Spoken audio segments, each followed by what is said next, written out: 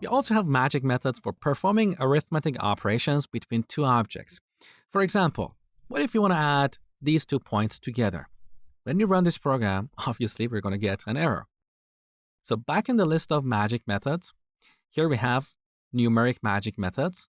In this category, if you scroll down, you can see normal arithmetic operators. So we have add, subtract, multiply, and so on.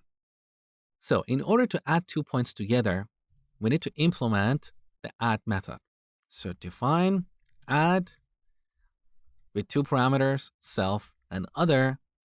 We simply return a new point object with these values, self.x plus other.x.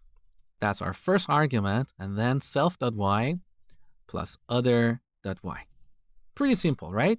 So let's save the changes, run the program. We get this new point object at this address.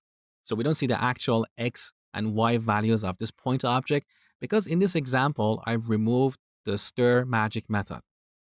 However, if you store the result of this arithmetic operation in another object, like combine, and then print combine.x, you can see we get 11, which proves that we successfully added 2 points together.